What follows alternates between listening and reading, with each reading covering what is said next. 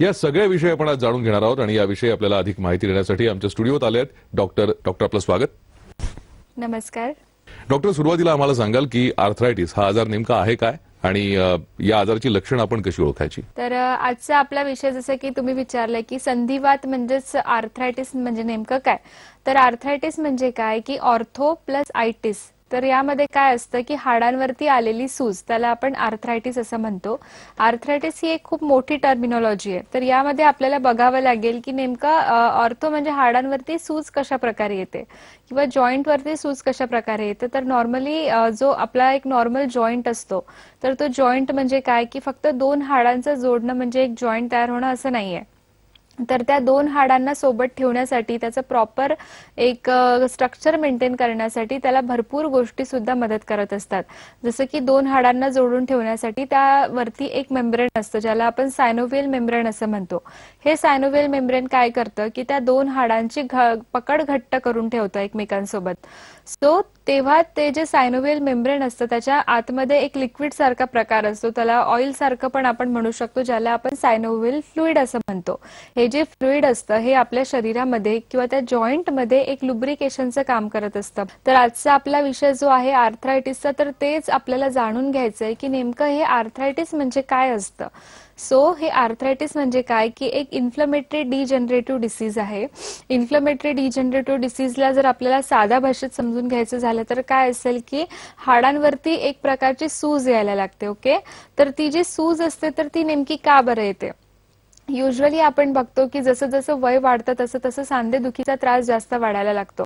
So basically काय होतं ना की ॲज पर एज जसं जसं ते वाढणार त्यानुसार कॅल्शियमची लेवल आपल्या शरीरामध्ये कमी होते. कॅल्शियम म्हणा, व्हिटॅमिन डी म्हणा किंवा व्हिटॅमिन ई, फॉस्फरस ह्या ज्या गोष्टी असतात त्या शरीरासाठी खूप महत्वाच्या आहेत. त्या हाडांसाठी खूप जास्त पोषक द्रव्य म्हणून काम करतात. सो जेव्हा त्या गोष्टी कमी होतील तर तेव्हा काय होणार की आपल्या शरीरामध्ये ही जी हाडं असतात ती हाडं म्हणजे कॅल्शियमनी बनलेली असतात. खूप टणकपणा असतो हाडांमध्ये. जसं जसं वय वाढणार तसं काय होणार की त्या हाडांमधलं कॅल्शियम बाहेर फेकलं जाईल शरीराच्या वापरासाठी, कारण की शरीरामध्ये कॅल्शियम कमी पडतंय.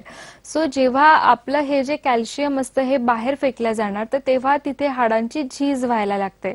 ओके, तर ही जी हाडांची झीज असते तर शरीराचं एक फंक्शन असतं की कुठलं पण जर शरीराला त्रास होतोय तर त्या शरीराला आपल्याला एक डिफेन्सिव्ह मेकॅनिझमसाठी तो एक रेडी असतो. म्हणजे काही पण त्रास झाला तर ते शरीर आधी स्वतः लढायचा प्रयत्न करतं, आधी स्वतः सपोर्ट करायचं किंवा रिकव्हर करायचं काम करत असतं. तर ही जी झीज होण्याची जी प्रक्रिया आहे जर ही सातत्याने चालत राहिली त्या पेशंटमध्ये किंवा त्या व्यक्तीमध्ये तर काय होणार की शरीर काय करतं की ते जे कॅल्शियम डिपॉझिशन कमी झालेलं आहे तर ते शरीर ते कमी झालेल्या किंवा कमकुवत झालेल्या हाडाला वाढवण्याचं काम करतं, म्हणजेच तिथे सूज आणण्याचं काम करतं. म्हणजेच आपण काय म्हणतो इन्फ्लमेशन येते एका प्रकारे. डिजनरेशन म्हणजे झीज झालेली आहे म्हणून इन्फ्लमेटरी डिजनरेटिव्ह डिसीज आपण याला एक शॉर्ट मध्ये म्हणू शकतो की संधिवाताचा जो त्रास असतो यामध्ये हाडांवरती झीज येऊन हाडांवरती सूज यायला लागते आणि ही हाडांवरती आलेली जी सूज असते ही त्या पेशंटसाठी किंवा त्या व्यक्तीसाठी खूप जास्त त्रासदायक ठरू शकते. डॉक्टर, आर्थरायटिस या रोगाविषयी आपण आपल्याला सांगताय या सगळ्या प्रेक्षकांना, मात्र महाराष्ट्रभरातनं फोन कॉल्स यायला सुरुवात झाली. आपण काही प्रेक्षकांचे फोन कॉल सुद्धा घेऊयात आणि त्यांचा काय प्रश्न नेमका जाणून घेऊयात. आपल्याला पहिला प्रश्न विचारतायत. नमस्कार, आपलं नाव सांगा, आपण कुठून बोलताय? ओंकार बोलतोय. डॉक्टरांची प्रश्न विचारत होता. ओंकार, आपला प्रश्न थेट डॉक्टरांना विचारा आणि प्रश्न विचारताना कृपया टीव्हीचा आवाज बंद ठेवा. विचारा. मॅडम नमस्कार. नमस्कार. 6 महिन्यापासून जॉईंट पेन व्हायला लागलेत मॅडम. ओके, कुठले जॉईंट कुठले सांधे दुखतात तुमचे, असं काही आहे का? जे हातांचे वगैरे सांधे वगैरे दुखायला लागलेत आणि याच्या आधी मला एक व्हायरल म्हणजे हे होऊन गेला होता, मला चिकनगुन्या झाला होता. किती वर्ष आधी झालेलं हे? चिकनगुन्यावर मला 1 वर्ष झालं मॅडम. बरोबर. आणि जॉईंट पेन तुमचं साधारण 6 ते 7 महिन्यांपासून चालू झालंय का? हो मॅडम. ओके ओके, ठीक आहे ठीक आहे. तर बघा, हा जो प्रकार आहे तुम्ही जसं सांगितलं की चिकनगुनियाचा फीवर येऊन गेला 1 वर्षाआधी आणि त्यानंतर तुम्हाला जॉईंट पेन चालू झालंय. तर जसं की आपण आता पण बोललोय की व्हायरल आर्थरायटिस नावाचा एक प्रकार असतो. हा एक इन्फेक्शियस आर्थरायटिस म्हणू शकतो आपण याला. यामध्ये काय होतं की जेव्हा पण तुम्हाला व्हायरल इन्फेक्शन झालंय, सपोज फॉर एक्झाम्पल 1 वर्षाआधी तुम्हाला चिकनगुनिया झालाय, तुम्हाला फीवर आलाय, जॉईंट पेन वगैरे चालू झालं असेल, तेव्हा तुम्ही भरपूर मेडिसिन्स वगैरे घेऊन त्यावेळेला ते बरं केलंय, पण जो व्हायरसचा जो एक प्रकार असेल किंवा त्याचा एक परिणाम झालेला आहे शरीरावरती, तो परिणाम अजून सुद्धा तुमच्या जॉईंटवरती दिसतोय. तर याला आपण व्हायरल आर्थरायटिस म्हणू शकतो. तर मेन आपल्याला इथे काय करायचंय की कुठल्याही प्रकारचं पेन किलर असो, स्टिरॉइड असो किंवा इंजेक्टेबल्स वगैरे न वापरता होमिओपॅथिक उपचार पद्धतीने आपण तुम्हाला नक्कीच चांगला रिझल्ट देऊ शकतो या केसमध्ये. तुमच्या नजदीक किंवा तुमच्या जवळ कुठे नम्मा होमिओपॅथीची ब्रांच असेल तर तुम्ही अवश्य भेट करा, जेणेकरून आपण सर्व गोष्टी व्यवस्थितपणे पडताळून बघू शकतो की तुम्हाला नेमका त्रास काय आहे आणि कितपत लेवलचा आहे. त्यानुसार आपण तुम्हाला औषधी देऊ शकतो. मला वाटतं ओंकार तुमचं या उत्तराने समाधान झालं असेल. आदितीने मैदा आणून ठेवलेला आहे. तेलपोळी करण्यासाठी सगळ्यात महत्वाचा इन्ग्रेडियंट असतो गव्हाचं पीठ. ही आणली आणि दुसरा मैदा आणलाय. मग आम्ही मैद्याची करतो. चेहरा आणि अभिनय बघा. मी तर ब्रेडला कानूला समजतो, मग मी ब्रेड आणलं पाहिजे होता. क्विक शेफ सह प्रस्तुत मस्त मजेदार किचन कलाकार आज रात्री 9:30 वाजता. तू घालून बघ. नाईस. तुझ्या मॉइश्चरायझरनी लवकर सुट्टी मारली. आधी हे लाव. व्हॅसलीन बॉडी लोशन ह्याचा ग्लिसरीन युक्त फॉर्म्युला तुमच्या त्वचेला ओलावा देतो आणि कोमल मुलायम ठेवतो दिवसभर. व्हॅसलीन. तुम्ही कधी सोनं देऊन सोनं घेतलंय का? माझ्या महागड्या किटसाठी आईने आपलं सोनं गहाण ठेवलं. बाह्या मळलेल्या, कॉलर काळी, पण जे थकत नाहीत तेच चमकतात. बघ आई, मी सोनं परत आणलं. रिन. माझा टाइम आहे इंडियासाठी, वेदनेसाठी नाही. म्हणूनच मी यूज करतो इंडिया स्ट्रॉंगेस्ट वॉलनी मॅक्स. हा ऑर्डिनरी स्प्रेच्या तुलनेत 3 पट जलद वेदना घालवतो.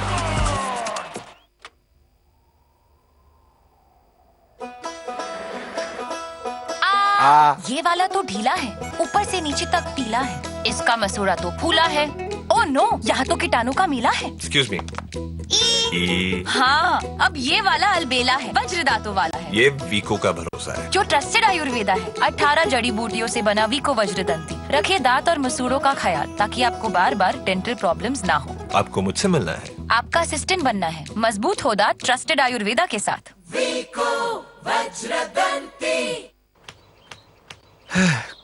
माहेरी जायच्या आधी चहा पासशील का? चहा मागितला होता. ब्रू कॉफी का?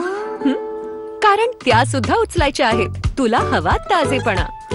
ब्रू मध्ये आहे चहाच्या तुलनेत जास्त ऍक्टिव्ह जे देतात तुम्हाला ताजेपणा. तुम्हाला माहिती आपल्या सगळ्यांचा खरा ग्लो कुठेतरी लपलाय. टीप टेस्ट दाखवून दे. पाहिलं, खरा ग्लो लपला आहे डेड स्किन सेल्स खाली. यांना काढतं Pond's bright beauty face wash. याचा व्हिटॅमिन B3 युक्त फॉर्म्युला डेड स्किन सेल्स काढतो, खरा ग्लो उभारतो. दिसू द्या खरा glow. Pond's bright beauty face wash. काय गरज होती हे सगळं करायची? कारण माझं तुमच्यावर प्रेम आहे मॅडम. तुमचं माझ्यावर प्रेम आहे की नाही? माझ्या प्रेमाचा स्वीकार करा.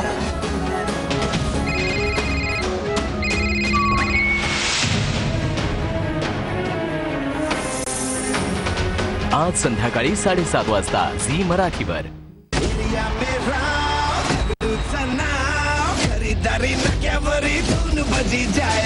जलवा साऱ्या गावाचा पहिला रविवार झी मराठीच्या नावाचा. जल्लोष 2022 रविवार 2 जानेवारी रात्री 8 वाजता झी मराठीवर. डॉक्टर, जसं आता तुम्ही सांगितलं की या सगळ्या आजारांकडे दुर्लक्ष करणं किती महागात पडू शकतं, विशेषतः आर्थरायटिसकडे. संधिवाताचं विशेषतः आपण जर प्रामुख्याने उदाहरण बघितलं तर गुडघेदुखी हा सर्वसामान्यांमध्ये, वयोवृद्धांमध्ये आढळणारा आजार आहे. बऱ्याचदा अशा रुग्णांना थेट शस्त्रक्रिया करायला सांगितली जाते.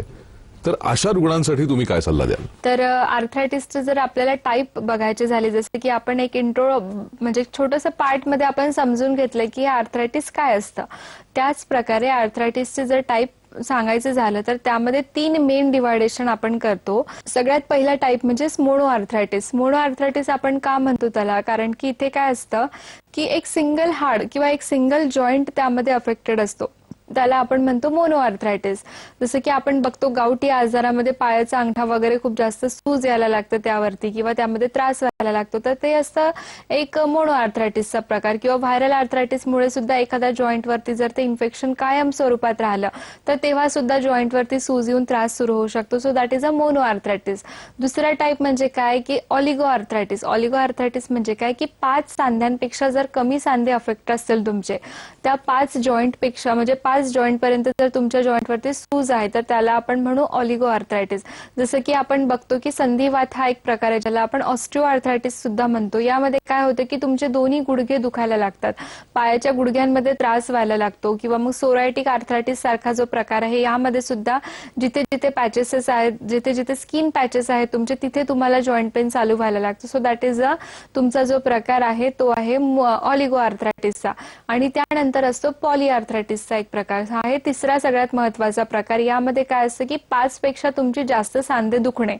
सो इथे काय होणार की 5 सांध्यांपेक्षा जर तुमचे सांधे जास्त दुखतायत तर तिथे काय ना एक रुमॅटॉइड आर्थरायटिस नावाचा प्रकार आहे ज्याला आपण आमवात सुद्धा म्हणतो. आमवातामध्ये काय होतं की रक्तामध्ये एक रुमॅटॉइड आर्थरायटिस नावाचा फॅक्टर असतो, तो पॉझिटिव्ह जर असेल, भरपूर वेळेस आपल्याला बघायला मिळते की सिरो पॉझिटिव्ह आर्थरायटिस म्हणजे काय की आरए टेस्टची जी तपासणी आहे ती पॉझिटिव्ह आहे, पण कधी कधी काय होतंय की आरए टेस्ट ही निगेटिव्ह येते, पण तरी सुद्धा पेशंटला संधिवातासारखे लक्षणं दिसत आहेत. So that is a sero negative rheumatoid arthritis असं आपण म्हणतो. रुमॅटॉइड आर्थरायटिस मध्ये काय होतं की 5 पेक्षा जास्त जॉईंट अफेक्ट होतात, म्हणून त्याला आपण पॉली आर्थरायटिस मध्ये कन्सिडर करू शकतो. अँकिलोजिंग स्पॉन्डिलायटिसला सुद्धा आपण पॉली आर्थरायटिस मध्ये कन्सिडर करू शकतो. सो हे झाले मेन टाईप. इथे आपल्याला काय करायचं असतं की सगळ्यात पहिले आपल्याला पेशंटचे जॉईंट बघायचे आहेत की लुक वाईज ते आपल्याला नॉर्मल दिसत आहेत का, की ते एक स्ट्रक्चरल चेंजेस आपल्याला काही मिळत आहेत का बाबा.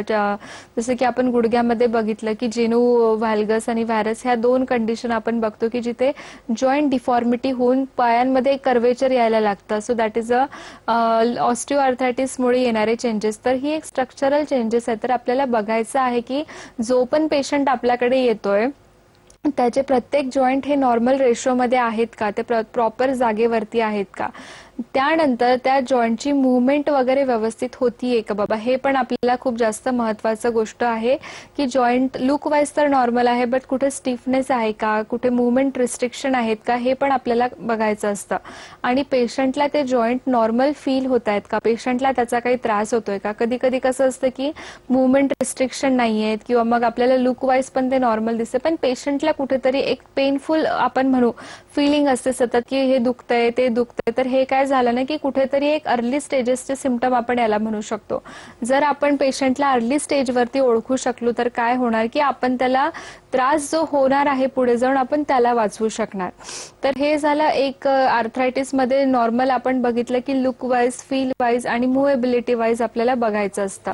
त्यानंतर अजून काय बघू शकतो आपण आर्थरायटिस मध्ये, सगळ्यात महत्वाचं काय आहे की एक जॉईंट आहे. होमिओपॅथिक मेडिसिन्सने आपल्याला काय करायचं असतं की जे डिजनरेटिव्ह प्रोसेस स्टार्ट झालेली आहे तिला कुठेतरी आपल्याला थांबवायचं असतं. तो जो जॉईंट अफेक्ट झालेला आहे, कुठला पण जॉईंट असो, गुडघा असो, खांदा असो किंवा हाताची बोटं, पायाची बोटं किंवा आपले कोपर म्हणा, मनगट म्हणा किंवा घोटे म्हणा, हे जे जॉईंट असतात युजली याच गोट्यांना याच जॉईंटला आपल्याला त्रास दिसतो. तर ह्या जॉईंटला आपण कशा प्रकारे वाचवू शकू हे सगळ्यात महत्वाचं असणार. सो त्यानंतर अजून सगळ्यात महत्वाचे जे टाइप्स आपल्याला बघायला मिळतात आर्थरायटिस या टॉपिकमध्ये, तर आर्थरायटिसमध्ये सगळ्यात महत्वाचा टॉपिक आहे आमवात, ज्याला आपण रुमॅटॉइड आर्थरायटिस असं सुद्धा म्हणतो. त्यानंतर ऑस्टिओ आर्थरायटिस म्हणजे ज्याला आपण संधिवात असं म्हणतो. डॉक्टर आणखीन एक प्रश्न आपल्याला येतोय, आपण तो प्रश्न घेऊयात. नमस्कार, आपलं नाव सांगा, आपण कुठून बोलताय? हॅलो, सुजाता आहे. आता माझं वय वर्ष 30 आहे आणि कोल्हापूरहून बोलते मी. तुम्ही थेट डॉक्टरांना प्रश्न विचारू शकता. अविनाश. हॅलो. हा डॉक्टर. हा नमस्कार. नमस्कार. आता माझं वय वर्ष 30 आहे आणि जवळपास 6-8 महिने झाले. जसं की आम्ही आता टीव्हीवरती बघतोय नाही की रुमॅटॉइड आर्थरायटिस आमवाताचे जे लक्षणं दाखवतात त्याचा त्रास मला पण आहे साधारण. ओके. हाताला सूज वगैरे येते आणि खूप हातांमध्ये वेदना होतात, म्हणजे हाताच्या बोटांमध्ये. अच्छा. तर बघा, जसं की सांगितलं तुम्ही, रुमॅटॉइड आर्थरायटिस सारखी लक्षणं तुमच्यामध्ये आढळत आहेत. तर रुमॅटॉइड आर्थरायटिसचा जो आजार असतो, यामध्ये काय असतं ना, की तुमचे जे शरीरातले छोटे छोटे सांधे आहेत, लहान हाडं जे म्हणतो आपण, म्हणजे आपल्या पायांची बोटं किंवा हाताची बोटं, आपली मनगट, घोटे किंवा कोपर, हे जे हाडं असतात, हे जे जॉईंट असतात, यावरती आधी स्टिफनेस यायला सुरू होतो. स्टिफनेस काय येतो? कारण की जॉईंटच्या वरचं जे कॅप्सूल असतं ना, हे खूप कडक बनून जातं. त्यामध्ये ताठरपणा आल्यामुळे काय होतं की तुमच्या ज्या मुवमेंट असतात त्या कुठेतरी रिस्ट्रिक्ट व्हायला लागतात. मुवमेंट करताना किंवा काम करताना तुम्हाला त्रास जाणवू शकतो किंवा सकाळी उठल्यानंतर एक मॉर्निंग स्टिफनेस पण जाणवू शकतो. तर यामध्ये हा जो आजार आहे, यामध्ये काय होतंय की हा एक ऑटोइम्युन आजार आहे. ऑटोइम्युन म्हणजे काय की शरीराची जी रोगप्रतिकारक शक्ती आहे ती तुमच्याच शरीरासोबत लढतीये एका प्रकारे. सो त्या प्रोसेसमुळे काय होतंय की तुमच्या हाडांवरती सूज येतेय, तुमचे कॅप्सूल्स जे आहेत ते कुठेतरी सुजतायत आणि तुम्हालाच ते त्रास देत आहेत. इथे आपल्याला काय करावं लागेल की एक कॉन्स्टिट्युशनल मेडिसिन आपण जे म्हणतो की तुम्हाला नेमका तुमचा स्वभाव कसा आहे, मानसिक स्थिती कशी आहे, तुमच्या शारीरिक तक्रारी काय आहेत, आजार सुरू होण्याआधी तुम्हाला काय मानसिक ताणतणाव होता, ह्या सगळ्या गोष्टी जर आपण व्यवस्थितपणे बघितल्या, अभ्यास करून बघितल्या, तर तुम्हाला नक्कीच या आजारामधून आपण मुक्त करू शकतो. ओके, आयुष्यभर काही गोळ्या घ्याव्या लागतात या आजारासाठी? नाही, कसं असतं की प्रत्येक पेशंटचं एक आपण म्हणतो की इंडिव्हिज्युअलिटी असते. प्रत्येक माणूस हा एक दुसऱ्यांपासून वेगळा असतो. त्याचप्रमाणे औषध देण्याचे प्रकार सुद्धा आपले वेगळे आहेत. एकदा का औषध दिलं तर तुमचं शरीर त्या मेडिसिनला कशा प्रकारे रिस्पॉन्स करतं, तुमच्या बॉडीने सुद्धा तेवढा रिस्पॉन्स देणं खूप महत्वाचं असतो. सो हे लाईफ टाईम मेडिसिन घेण्यापेक्षा आपण म्हणू की तुम्ही एकदा या, व्हिजिट करा. एकदा औषधी चालू केल्यानंतर आपल्याला हळूहळू जसा प्रोग्रेस होत जाईल आजारामध्ये किंवा तुम्हाला फरक पडायला लागेल, त्यानुसार आपण पुढच्या गोष्टी डिसाईड करू शकतो. धन्यवाद, तुम्ही आमच्याशी बोललात त्यासाठी. आदितीने मैदा आणून ठेवलेला आहे. तेलपोळी करण्यासाठी सगळ्यात महत्वाचा इन्ग्रेडियंट असतो गव्हाचं पीठ. पिठी आणली आणि दुसरा मैदा आणलाय. मग आम्ही मैद्याची करतो. चेहरा आणि अभिनय बघा. मी तर ब्रेडला कानूला समजतो, मग मी ब्रेड आणलं पाहिजे होता. क्विक शेफ सह प्रस्तुत मस्त मजेदार किचन कल्ला का आज रात्री 9:30 वाजता. मी मदत करू? हिवाळ्यातील ड्रायनेस लपवू नका, कमी करा. पॉन्स बॉडी लोशन ह्याचा व्हिटॅमिन B3, C आणि E युक्त फॉर्म्युला करतो 10 लेयर डीप ऍक्शन, जी खोलवर जाऊन त्वचेला मऊ बनवते. पॉन्स बॉडी लोशन, सुंदर स्किन दिसेल दररोज. गाईस, मी आयुष्यात कधी रॅप केला नाही. गलीमध्ये वाढली, तुफानाशी लढली, कधी यार कधी पार, माझं प्रेम करता वार. What's up, gully girl? म्हणजे I had it and I didn't even know it. Just like pay Amazon वरून. तुझ्याकडे अमेझॉन आहे, मग त्यातच आहे पे. तू त्याने कोणतंही पेमेंट करू शकतेस आणि शॉपिंग रिवॉर्ड जिंकू शकतेस. Payments on Amazon. You have it. You just didn't know it. Pay with Amazon and win shopping rewards. You have it. You just didn't know it. Pay Amazon say. I've fallen in love with you. You love me and I love you. सर्वांचं diet कधी कधी ढिलं पडतं. पस्ताव नका, रोज green tea बनवा, कारण scientifically सिद्ध झालंय की हा बेली फॅट कमी करतो. लिप्टन ग्रीन टी सवय करून घ्या. विंटर ड्रायनेसवर हेवी मॉइश्चरायझर लावल्यावर चेहरा जसा तिलकट पुरी, चिकट पापड, चिपचिप मेदू वडा आणि पॉन्स लाईट मॉइश्चरायझरनी मिळतो चिकटपणा नसले लागलं, कारण ह्याचा व्हिटॅमिन E युक्त लाईट वेट फॉर्म्युला त्वचेत लगेच सामावतो, ऑइली न करता. पॉन्स लाईट मॉइश्चरायझर, चिकटपणा नसले लागलं. अरे हे काय? हॉर्लिक्स नाही, चॉकलेट. चॉकलेट हॉलिक्स, चॉकलेटचा आनंद, हॉलिक्सचं पोषण. Come on boys, come on.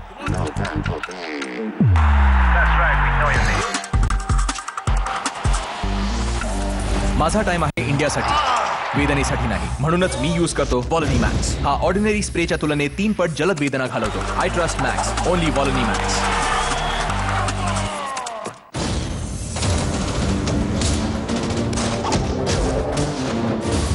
Squad 31 दिसंबर शुक्रवार रात 8 बजे एंड पिक्चर्स पर. दादा, थंडीमुळे हात आणि ओठ खूप फुटलेत. एखादी क्रीम द्या ना. 1 मिनिट. आणि फुटलेल्या टाचांसाठी तेल. ओठ, पाय आणि स्किन, बस व्हॅसलीन. हे आहे 4-in-1, ज्यात आहे शुद्ध जेली जी ओलावा टेकून ठेवते आणि फुटलेली स्किन कोमल बनवते. ओठ पाय skin Vaseline.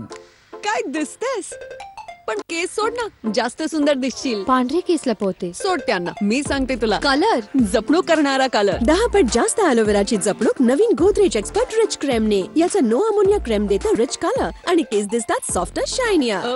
Godrej expert rich cream या कलर मध्ये आहे जपणूक. हे घ्या. हा कुठे गेला? रिकी, आजी हे घे तुझे 10 रुपये. काही हरकत नाही. 10 रुपयांच्या सर्फ एक्सेलने हे सगळे डाग निघून जातील. सर्फ एक्सेल इझी वॉश आता फक्त 10 रुपयात.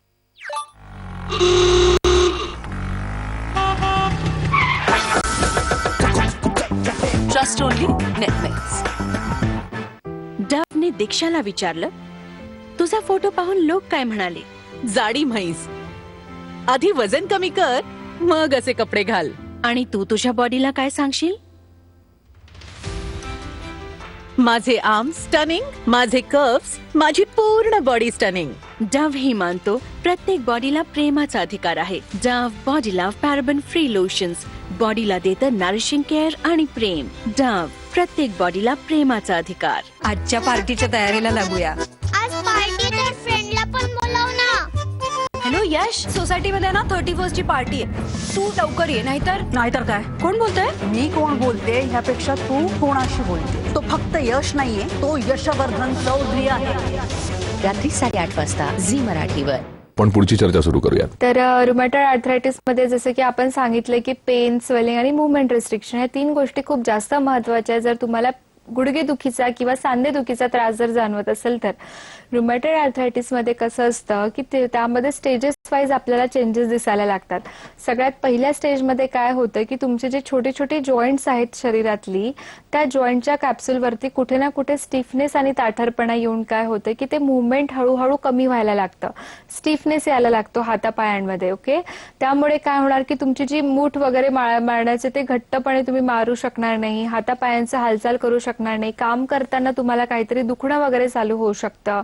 सेकंड स्टेजमध्ये काय होतं की मॉर्निंग स्टिफनेस जास्त व्हायला लागतो. मॉर्निंग स्टिफनेस म्हणजे काय की जेव्हा पण तुम्ही सकाळी उठणार अर्ध्या तासापेक्षा किंवा 1 तासापेक्षा जर ते स्टिफनेस म्हणा किंवा जर ते पेन म्हणा जर ते कायम स्वरूपात राहिलं तर तेव्हा सुद्धा आपण म्हणू शकतो की हा एक रुमॅटॉइड आर्थरायटिसचा प्रकार आहे.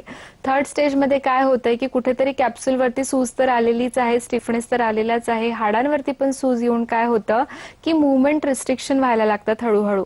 हे मुवमेंट रिस्ट्रिक्शन जर कायम स्वरूपात राहत गेलं तुमच्या शरीरामध्ये तर काय होणार की जॉईंटमध्ये डिफॉर्मिटी यायला वेळ लागत नाही. फोर्थ स्टेजमध्ये आपण काय बघतो किंवा थर्ड स्टेजमध्ये आणि फोर्थ स्टेजमध्ये काय बघतो आपण की जॉईंटच्या डिफॉर्मिटीज आपल्याला मिळतात.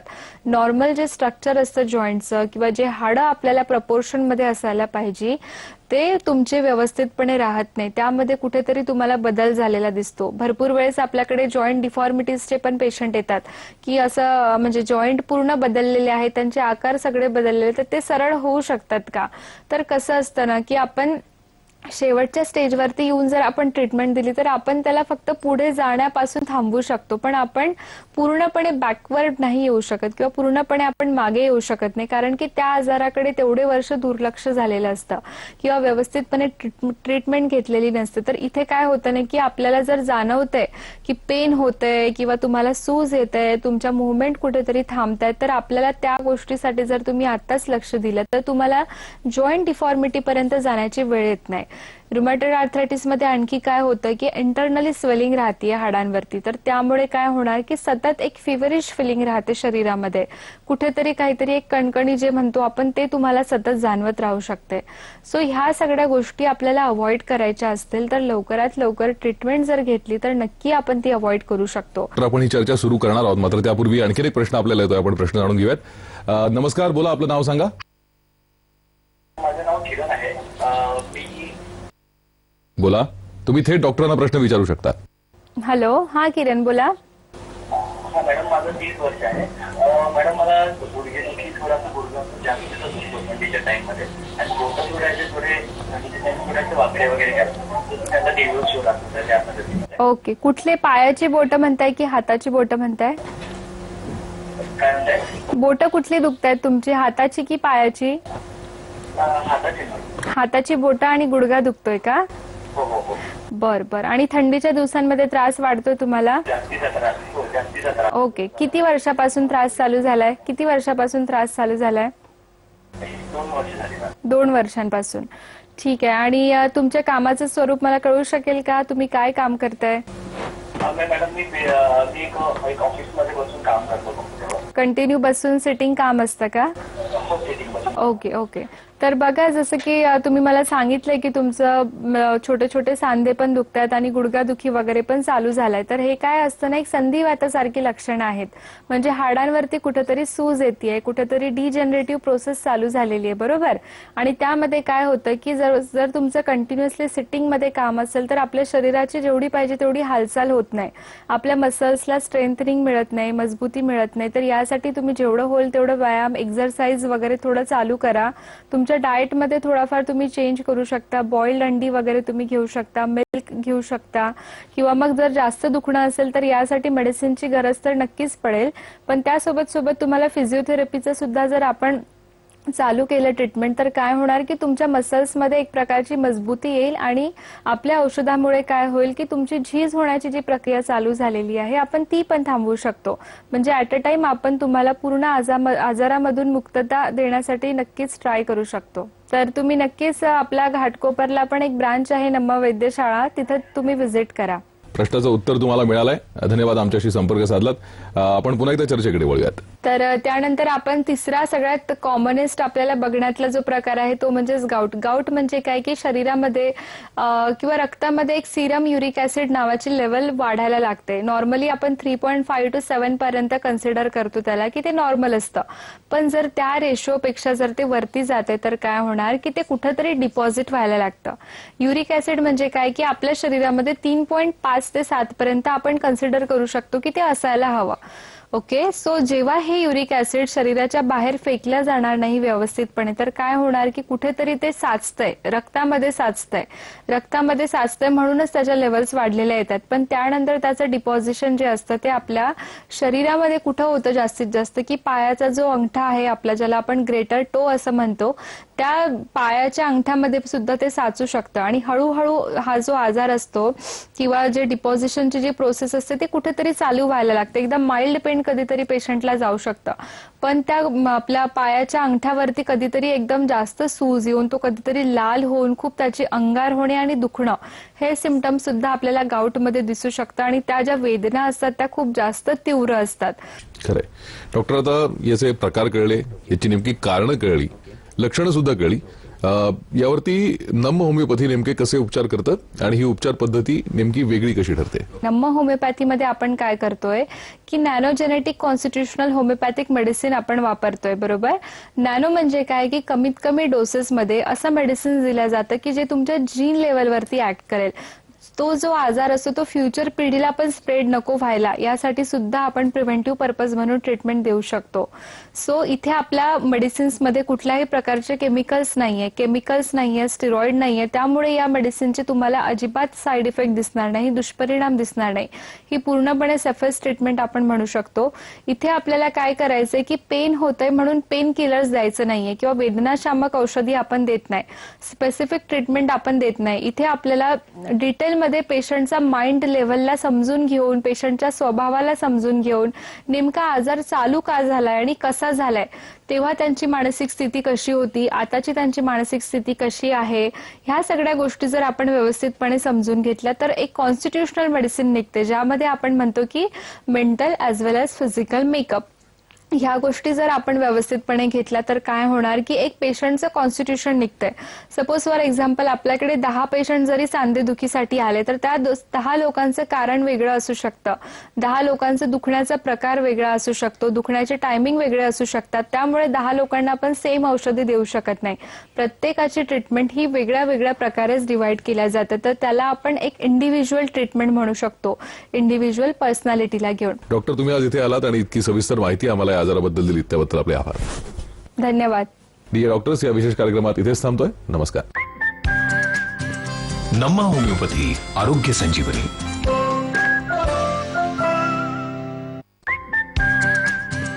नम्मा होमिओपॅथी, आरोग्य संजीवनी. नमस्कार.